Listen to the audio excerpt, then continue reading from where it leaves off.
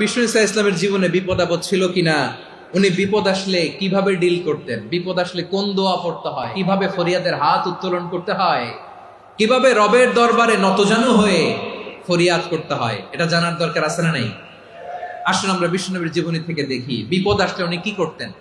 বিপদ আসলেই প্রথমে বিষ্ণু ইসা ইসলাম একটা দোয়া পড়তেন। কি পড়তেন? তিনি পড়তেন ইন্না লিল্লাহি ওয়া ইন্না ইলাইহি রাজিউন। নিশ্চয় আমরা আল্লাহর জন্য, নিশ্চয় আমরা কার দিকে ফিরবো ভাই? আবার কার দিকে ফিরবো? আওয়াজ করে বলুন তো, আমরা এসেছি কার কাছ থেকে, আবারও ফিরে যাব কার কাছে? এজন্য বিষ্ণুই পড়ছেন ইন্না লিল্লাহি ওয়া ইন্না ইলাইহি রাজিউন। নিশ্চয় আল্লাহর জন্য, ওই আল্লাহর দিকেই আমরা ফিরে যাব। তারপরে বিষ্ণুই পড়তেন আল্লাহুম্মা আজুরনি ফি মুসিবাতি ওয়াখলুফ লি খায়রাম মিনহা। একসাথে প্রথমে পড়তেন ইন্না লিল্লাহি ওয়া ইন্না ইলাইহি রাজিউন, তারপর পড়তেন আল্লাহুম্মা আজুরনি ফি মুসিবাতি ওয়াখলুফ লি খায়রাম মিনহা। মানে আল্লাহ, এই যে আমি বিপদে ধৈর্য ধারণ করলাম, এটার সওয়াব তুমি আমারে দাও, আর যেটা হারালাম এর চেয়ে ভালো কিছু দিয়ে মেকআপ করে দিও, ভালো কিছু দিয়ে বদল করে দিও। সুবহানাল্লাহ পড়েন। তাহলে বিপদ আসলে আমরা কি পড়ব? কথা বলেন। এই যে আমি শুয়েছিলাম, নাশিদ গাচ্ছিল ওরা, এদেশে পরস্পরে দেখা হলে দেয় সালাম, এদেশে আমজনতার হৃদয় জুড়ে পাকালাম, এদেশে বিপদ এলে সর্বজনে সর্বক্ষণে দোয়া পড়ে ইন্না লিল্লাহি। কি পড়ে? সুবহানাল্লাহ সুবহানাল্লাহ সুবহানাল্লাহ সুবহানাল্লাহ। এদেশে আজান শুনে সূর্য ওঠে শহর গ্রামে, এদেশে আজান শুনে সূর্য ডুবে সন্ধ্যা নামে, এদেশে সকল কাজে সবাই বলে বিসমিল্লাহ, এদেশে ভালো কিছু দেখে শুনে হাসি মুখে সবাই বলে মাশাআল্লাহ। সুবহানাল্লাহ পড়েন। তাহলে বিপদ এলে আমরা কি পড়ি? কথা বুঝলে সবাই উত্তর দিতে হবে। বিপদ এলে কি পড়ি? তাহলে বিপদ এলেই আমরা এখন থেকে ইন্না লিল্লাহ পড়বো, নাকি হাই হুতাশ করবেন? একদল আছে হাই হুতাশ করে, হায় আল্লাহ রে মোর কি হইল রে, মই কি হরমু রে, মই কমবে জামু রে, আছে না নাই? এরকম বিলাপ করতে নিষেধ করেছেন বিশ্বনবী। কি করব, কই যাব, কি হবে, হায় হায়, এরকম হাহুতাশ আছে না নাই? বিশ্বাসীরা হাহুতাশ করে না, তারা ইন্না লিল্লাহ পড়ে। কি পড়ে মনে থাকবে? আমরা পড়বো ইন্না লিল্লাহি ওয়া ইন্না ইলাইহি রাজিউন। নিশ্চয়ই আমরা আল্লাহর জন্য, আমরা আল্লাহর দিকেই ফিরে যাব। এরপর পড়বো আল্লাহুম্মা আজুরনি ফি মুসিবাতি ওয়াখলুফ লি খায়রাম মিনহা। আল্লাহ, আমি যে বিপদে ধৈর্য ধারণ করলাম এটার সওয়াব দিও, আর যা হারালাম তার চেয়ে ভালো কিছু দিয়ে বদল করে দিও। সুবহানাল্লাহ পড়েন। বিশ্বনবীর হাদিস শুনলেন উম্মে সালামা রাদিয়াল্লাহু তাআলা আনহা। ওনার স্বামী হলো আবু সালামা। মজার ঘটনা খেয়াল করে শুনেন আমার প্রিয় কলিজার টুকরা ভাইয়েরা। কানগুলো খরগোশের কানের মতো খাড়া করে আমার দিকে তাকান। সাইয়্যিদাতুনা উম্মে সালামা রাদিয়াল্লাহু তাআলা আনহা, ওনার স্বামীর নাম আবু সালামা। শ্রেষ্ঠ দম্পতি, শ্রেষ্ঠ ফ্যামিলি। প্রথমে হিজরত করেছিলেন হাবাসায়, পরে হিজরত করেছেন মদিনায়। উহুদ যুদ্ধের পরে ওনার স্বামী আবু সালামা ইন্তেকাল করলো, শহীদ হলো। সুবহানাল্লাহ পড়েন। যখন আবু সালামা ইন্তেকাল করলো, উম্মে সালামা রাদিয়াল্লাহু তাআলা আনহা কেঁদে কেঁদে হয়রান। আর নবীর শিখানো বাণী অনুযায়ী তিনি বারবার পড়ছিলেন ইন্না লিল্লাহ। কি পড়ছিলেন? মুই কই যামু, কি হরমু, এগুলো বলে নেই। কি বলছে? ইন্না লিল্লাহ। যেহেতু বিশ্বনবী বলেছেন কেউ যদি বিপদের প্রথম ধাক্কায় পড়ে ইন্না লিল্লাহি ওয়া ইন্না ইলাইহি রাজিউন, আল্লাহুম্মা আজুরনি ফি মুসিবাতি ওয়াখলুফ লি খায়রাম মিনহা, তাহলে এই বিপদে যে সে যা হারালো তার চেয়ে শ্রেষ্ঠ কিছু দিয়ে আল্লাহ তার বদল দিয়ে দিবে। এই হাদিস শুনে উম্মে সালামা রাদিয়াল্লাহু তাআলা আনহা ওনার প্রাণ প্রিয় স্বামী আবু সালামার ইন্তেকালের পরে চোখের পানি ছাড়ে আর পড়ে ইন্না লিল্লাহি ওয়া ইন্না ইলাইহি রাজিউন, আল্লাহুম্মা আজুরনি ফি মুসিবাতি ওয়াখলুফ লি খায়রাম মিনহা। বারবার এই দোয়া পড়ে চোখের পানি ছাড়ে, এই দোয়া পড়ে চোখের পানি ছাড়ে, আর মনে মনে বলে আবু সালামার মতো ভালো মানুষ মদিনাতে নাই, তার চেয়ে ভালো মানুষ কি করে আল্লাহ তাআলা আমারে দিবে, তার চেয়ে ভালো মানুষ তো আমি মদিনাতে দেখি না। চোখের পানি দিয়ে বুক ভাসায় আর নবীর হাদিসের উপর আমল করে পড়ে ইন্না লিল্লাহি ওয়া ইন্না ইলাইহি রাজিউন, ইন্না লিল্লাহি ওয়া ইন্না ইলাইহি রাজিউন। পড়তে পড়তে চোখের পানি ছাড়ে আর চিন্তা করে বিশ্বনবী বললেন, এই দোয়া পড়লে যেটা হারালাম তার চেয়ে ভালো কিছু দিয়ে আল্লাহ পুরস্কার দেয়। আবু সালামার চেয়ে ভালো মানুষ মদিনার মধ্যে আর কে হতে পারে? কি আজীব তামাশা, কি অবাক করা ঘটনা। কিছুদিন পরে দেখা গেল সাইয়্যিদুল মুরসালিন রাহমাতাল লিল আলামিন স্বয়ং বিশ্ব নবী উম্মে সালামাকে বিয়ের প্রস্তাব পাঠিয়েছে। স্বয়ং বিশ্ব নবী উম্মে সালামা রাদিয়াল্লাহু তাআলা আনহাকে বিয়ের প্রস্তাব পাঠিয়েছেন। উনি রাজি হয়ে গেলেন, বিয়ে হয়ে গেল, উনি হয়ে গেলেন উম্মুল মুমিনিন, আমাদের মা, পুরো মুসলিম উম্মার মা। চিৎকার করে বলেন আল্লাহু আকবার।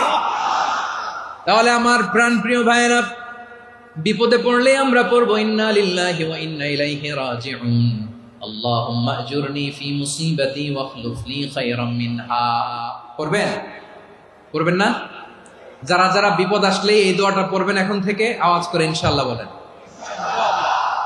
যা হারাইছেন তার চেয়ে শ্রেষ্ঠ জিনিস দিয়ে বদলা দিবে কে? বিশ্বাস হয়? একটু সন্দেহ লাগে মনে হয়, একটু সন্দেহ আছে?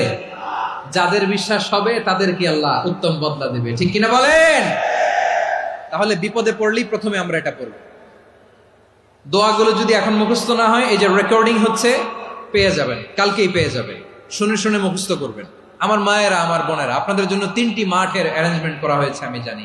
আপনারাও এই দোয়াগুলো পড়বেন, আপনার স্বামীকে শেখাবেন, সন্তানকে শেখাবেন, আপনার পুরো পরিবারটাকে জান্নাতের টুকরো বানিয়ে দিবে কে? তাহলে বিপদ আসলে প্রথমে কি পড়তে হবে এটা জেনে গেলাম। এরপরে বিপদ আসলে নিজেকে কি করে আল্লাহর কাছে সঁপে দিতে হয় এটাও জানার দরকার আছে না নাই? বিপদে প্রথমে ইন্না লিল্লাহ পড়লাম, ধৈর্য ধারণ করলাম, বিপদ থেকে উদ্ধারের সর্বোচ্চ চেষ্টা করলাম। আমার কাজ যখন শেষ, তখন আমি আমার এই বিষয়টা আল্লাহর কাছে সঁপে দিব। কার কাছে সুপর্দ করব? কার কাছে? বিপদে বললে কেমন করে নিজেকে আল্লাহর কাছে সঁপে দিতে হয়, আসুন সাইয়েদনা ইব্রাহিম আলাইহিস সালামের জীবনী থেকে জানি। আল্লাহর খলিল ইব্রাহিম আলাইহিস সালাম আমাদের মতো সমাজ ব্যবস্থা পায় নাই। আমরা জন্মের পরে আমাদের কানের ভেতরে আজান দিয়েছে কে? একামত দিয়েছে কে? আমাদের বাপদাদারা আমাদের কানে আজান দিয়েছে কি? দেয় নাই। আমাদের জন্মের পরেই তো আজান, একামত, বাড়ির পাশে মসজিদ, প্রতিদিন আজান, জুমার খুতবা, প্রতি মাসে মাসে তাফসিরুল কোরআন মাহফিল, মসজিদ, মিনারা, অভাব নাই, ঠিক কিনা বলেন? আপনি যেই সুন্দর ইসলামিক এনভায়রনমেন্ট পেয়েছেন, আমাদের ইব্রাহিম খলিল, উনিও কি এরকম পেয়েছিলেন? হ্যাঁ, উনি জন্মের পর পরে ওনার কানে আজান দিয়েছে কেউ? আমার প্রিয় ভাইরা, আগা গোড়া একটা শিরকি পরিবেশ উনি জন্মগ্রহণ করেছেন। উনি ছাড়া ওই তল্লাটে একজনও আল্লাহর উপর বিশ্বাসী নয়। কল্পনা করতে পারেন? গোটা তল্লাটে, গোটা দেশে বিশ্বাসী মুমিন, আল্লাহর উপর বিশ্বাস স্থাপনকারী কয়জন? সবাই বলেন কয়জন? বাকি সব মুশরিক। বাকি সব মুশরিক নিজের সাথে নিজে শক্ত বোঝাপড়া করে, অ্যানালজি করে, সেলফ কনভারসেশন করে উনি মহা সত্যের সন্ধান পেয়েছেন। উনি আকাশের তারা দেখে ভাবে মনে হয় এটাই আমার খোদা, পরে দেখে তারা নাই, মনে মনে বলে না তাইলে এটা না। আবার চাঁদ দেখে বলে চাঁদটা বড় মায়া লাগে, মনে হয় এটাই আমার রব, পরে দেখে চাঁদও নাই, কয় না এটা না। এরপরে দ্বি প্রহরের জলজলে সূর্যটা খাঁ খাঁ করে গোটা পৃথিবীটারে রৌদ্র দিয়ে তাতিয়ে রাখে। তিনি ভাবলেন মনে হয় এটাই আমার রব, কারণ এটাই তো সবচেয়ে বড়। কিন্তু বিকেল বেলা ওই সূর্যটাও যখন চলে যায়, সাইয়েদনা ইব্রাহিম বলে না এটাও তো নাই, আমার খোদা যদি আমারে ছেড়ে চলে যায়, বিপদে পড়লে আমারে উদ্ধার করবে কে? এভাবে নিজের সাথে অ্যানালজি, সেলফ কনভারসেশন করতে করতে করতে তিনি মহা সত্যের সন্ধান পেয়েছেন। সুবহানাল্লাহ পড়েন। সব শেষে তিনি ডিসিশন নিয়ে ঘোষণা দিলেন, ইন্নী ওয়াজ্জাহতু ওয়াজহিয়া লিল্লাযী ফাতারাস সামাওয়াতি ওয়াল আরদা হানিফান ওয়া মা আনা মিনাল মুশরিকিন। নিশ্চয় আমি এমন সত্তার দিকে মনোনিবেশ করলাম, মুখাপেক্ষী হলাম, যিনি আকাশ বানিয়েছেন, জমিন বানিয়েছেন, আমি মুশরিক নই। সুবহানাল্লাহ। পারতেন? আপনি পারতেন? কেউ নাই, লক্ষ লক্ষ মুশরিক, আপনি একা। ওনার মতো এরকম বিচক্ষণতা দিয়ে আল্লাহরে খুঁজে পাইতে পারতেন আপনি? কি নবী ছিল, আল্লাহকে খুঁজে পেয়েছে।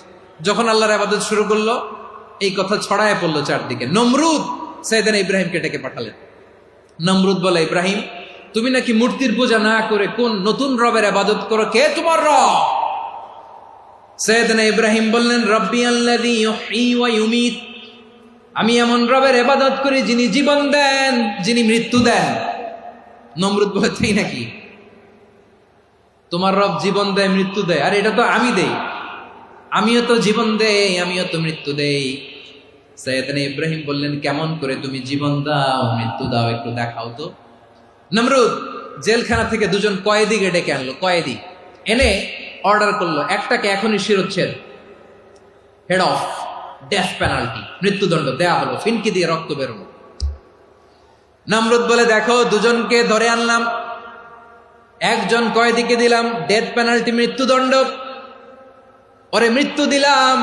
আরেকজন যে দাঁড়িয়ে আছে, চাইলে ওরেও আমি মৃত্যুদণ্ড দিতে পারি, কিন্তু না, ওরে আমি দিব না, ওরে আমি বাঁচাইয়া দিলাম, ছেড়ে দিলাম, মানে জীবন দিলাম। দেখো ইব্রাহিম, তোমার চোখের সামনে একজনরে মৃত্যু দিলাম, আরেকজনরে জীবন দিলাম। আপাত দৃষ্টিতে তাই তো, একজনরে তো জীবন দিল, আরেকজনরে মৃত্যু দিল। সাইয়েদনা ইব্রাহিম এবার বিপাকে পড়ে গেলেন, কিন্তু এক একজন নবীকে আল্লাহ এমন উইজডম বিচক্ষণতা দিয়ে এই জমিনে পাঠিয়েছেন, মুহূর্তের মধ্যে আল্লাহর খলিল ইব্রাহিম বললেন, ফাইন্নাল্লাহা ইয়াতি বিশ-শামসি মিনাল মাশরিকি ফাতি বিহা মিনাল মাগরিব ফাবুহিতাল্লাযী কাফার। আল্লাহর খলিল ইব্রাহিম বললেন, নমরুদ বুঝলাম তুমি জীবন দাও মৃত্যু দাও দেখলাম, কিন্তু আমার রব, আমার আল্লাহ প্রতিদিন সকালবেলা উষা লগ্নে ওই পূর্ব দিগন্ত থেকে সূর্যটাকে উদিত করেন, সাঁঝের বেলা, বিকেল বেলা, কুথুরি লগ্নে, সন্ধ্যা বেলা ওই দ্বিপ্রহরের জল জলে সূর্যটাকে পশ্চিম দিগন্তে ডুবিয়ে দেন। মানে সকালবেলা পূর্ব দিক থেকে উদিত করা সূর্যটাকে পশ্চিম দিকে বিকেলে তিনি ডুবিয়ে দেন। তুমি যদি পারো ওই সূর্যটাকে পশ্চিম দিক থেকে উদিত করে পূর্ব দিকে ডুবিয়ে দাও। সুবহানাল্লাহ পড়বেন না? দেখেন, ইনস্ট্যান্ট ইন্টেলেক্ট, মুহূর্তে বিচক্ষণতা, উইজডম কাকে বলে? নমরুদ পারবে? নমরুদের বাপ পারবে? ওর দাদা, ওর 14 গোষ্ঠী, গোটা বিশ্বের সব ক্ষমতাধর রাষ্ট্রনায়করা একসাথে হলে পারবে? ফাবুহিতাল্লাযী কাফার পারে নাই, ব্যর্থ হয়েছে। এবার তেলে বেগুনে জ্বলে উঠেছে, রেগে মেগে আগুন বলে, ফালকুহু ফিল জাহিম, ওর সাথে তর্ক নাই, না পেরে এবার এটারে আগুনে ফেলা। বিশাল বিশাল গাছ কেটে লাকড়ি এনে আগুনের কুণ্ডলি বানানো হলো, দাও দাও দাও দাও করে আগুন জ্বলে। আল্লাহর খলিল ইব্রাহিমকে আগুনে নিক্ষেপ করা হবে। আল্লাহর খলিল সাইয়েদনা ইব্রাহিমের হাতের মধ্যে রশি দিয়ে টাইট করে বাঁধা হলো, পায়ের মধ্যেও টাইট করে রশি দিয়ে বাঁধা হলো। আল্লাহর খলিল ইব্রাহিমকে আগুনের কুণ্ডলির মধ্যে ফেলা হবে। অমিয়া, আপনি যে বিপদের কারণে ভয় পান, হতাশ হন, এটা কোনো বিপদ ওনার বিপদের সামনে? পটুয়াখালী আওয়াজ করে বলুন, সাইয়েদনা খলিল ইব্রাহিমের বিপদের সামনে আমাদের বিপদগুলো কোনো বিপদ? এটা কোনো বিপদই না, এটা কোনো বিপদই না। হাত পা বেঁধে টাইট করে নিক্ষেপ করা হবে, সিম্পলি ফেলা যাবে না, কারণ দাও দাও করে দ্য ব্লেজিং ফায়ার, এমন আগুনের কুণ্ডলি, কাছে যাওয়া যায় না, আগুনের উত্তাপে নিক্ষেপ করা হবে। হাতে রশি বেঁধে, পায়ে রশি বেঁধে আল্লাহর খলিল ইব্রাহিম আলাইহিস সালামকে আগুনের মধ্যে নিক্ষেপ করা হবে। আহা, এটার বলে অগ্নি পরীক্ষা। উনি অগ্নি পরীক্ষার সম্মুখীন হয়েছেন, এজন্য কঠিন পরীক্ষাকে আমরা অগ্নি পরীক্ষার সাথে তুলনা করি, ঠিক কিনা? সাইয়েদনা জিবরাইল এসে বললেন, ও আল্লাহর খলিল, ওরা তো আপনার হাতও বেঁধে ফেললো, পাও বেঁধে ফেললো, নড়াচড়ার সুযোগ নাই, বলেন আমি জিবরিল ফেরেশতা আপনার জন্য কি করতে পারি? আল্লাহর খলিল ইব্রাহিম বলেন, ও জিবরাইল, তোমার কাছে আমার কোনো চাওয়া পাওয়া নাই। সুবহানাল্লাহ বলেন। তোমার কাছে বলার কিছু নাই, তোমার সাহায্যের আমার দরকার নাই। সাইয়েদনা ইব্রাহিম আলাইহিস সালামকে হাতে পায়ে রশি বেঁধে, হাত পা বাঁধা অবস্থায় জ্বলন্ত অগ্নিকুণ্ডে যখন নমরুদের দলবল নিক্ষেপ করবে, আল্লাহর খলিল কিভাবে নিজেকে আল্লাহর কাছে সঁপে দিয়েছেন, পটুয়াখালীর ভাইরা খেয়াল করে শুনুন। হাত পা বেঁধে আল্লাহর খলিলকে যখন নিক্ষেপ করা হবে, তিনি মুখ ফুটে বলে ফেললেন, হাসবুনাল্লাহু ওয়া নি'মাল ওয়াকিল। হাসবুনাল্লাহু ওয়া নি'মাল ওয়াকিল, আমার জন্য আল্লাহই যথেষ্ট, আমার জন্য আল্লাহই যথেষ্ট। তিনি আমার সবচেয়ে বড় গার্ডিয়ান, তিনি আমার সবচেয়ে বড় অভিভাবক।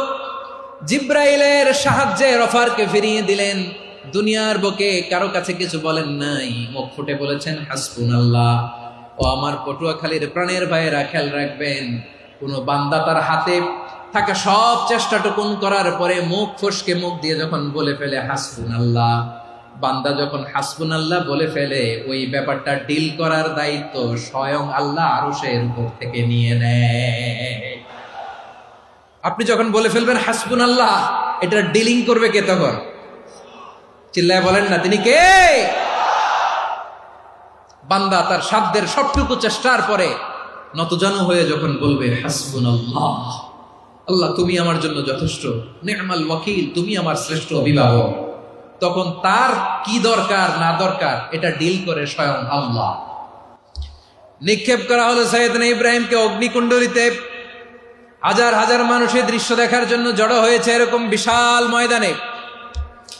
কিন্তু কি অবাক করা ঘটনা, সবাই ভয় পাচ্ছিল, না জানে কি হয়ে যায়। আল্লাহর খালিলকে যখন আগুনের কুণ্ডলিতে নিক্ষেপ করা হয়, আল্লাহর খালিল ইব্রাহিম আগুনের কুণ্ডলের মধ্যে বসে বসে মানুষগুলোর দিকে তাকিয়ে হাসতে শুরু করে দেয়।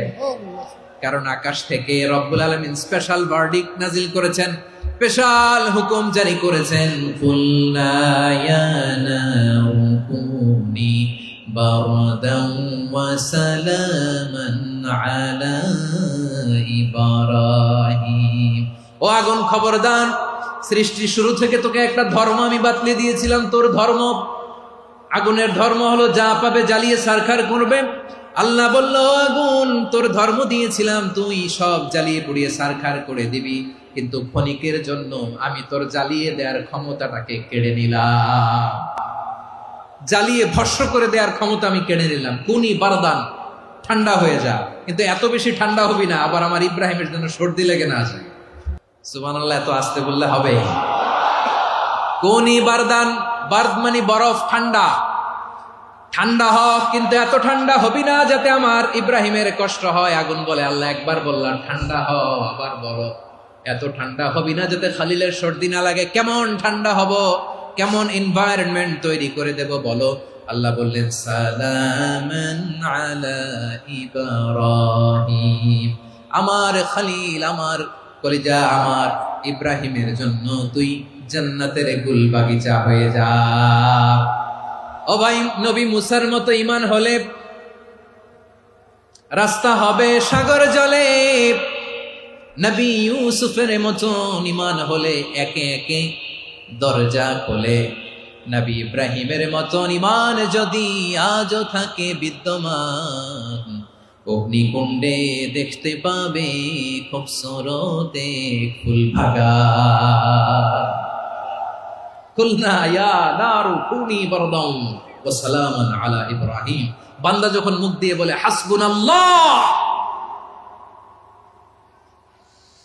আমার আল্লাহ আমার জন্য যথেষ্ট, এই বলে যখন নিজেকে সঁপে দেয়, তার কি লাগবে ওই দায়িত্ব স্বয়ং নিয়ে নেয় কে? সবাই বলেন, স্বয়ং নিয়ে নেয় কে?